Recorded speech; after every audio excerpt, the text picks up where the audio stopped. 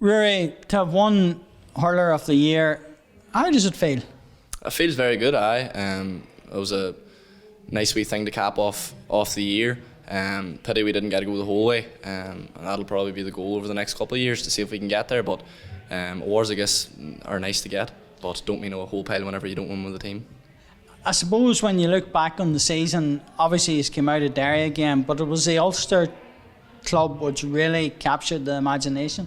Yeah, that first game against Cushendall, I don't know if a lot of people, I wouldn't say people read us off, but there was a lot of people that maybe didn't think we were going to get back to the level we were at a few years before. Obviously Paul McCormick, the manager, had come in, and he gave us sort of a wee boost. And then there was a lot of young players that probably took a big step this year, which was needed and is always needed, young players to come through. So that first game against Cushendall was a bit mental. It was sort of ebbing and flowing. They were up, we were up, they were up. And then the Portaferry game was nearly completely different.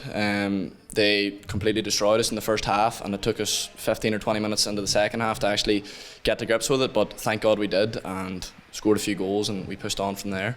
Now, you mentioned about the young players coming in, but that older cohort, the likes of Brenton Rodgers, people, Micheál McGrath, people like that, how important are they to the team still?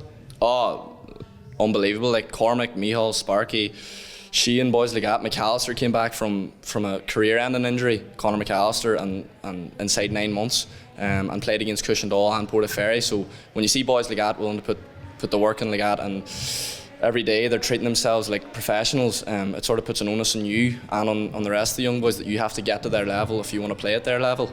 So now although the young boys came in, it's still the old boys that drive it on.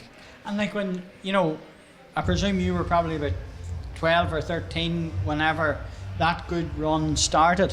How does it feel having watched them at that time win the Ulster club for the first time, now to be playing with them? That's mental. My friend group, a lot of us are on the team, and we would talk about it, how mental it is that you used to sit in the crowd in the athletic grounds or in Newry, up at the back of the stand, making as much noise as you could, to now actually playing and getting to feel what the players were feeling then.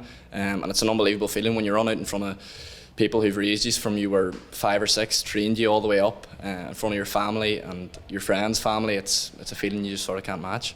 Now, winning the Hurler of the Year, does it give you a big motivation now to move on with your career with the club, especially in 2025 and beyond?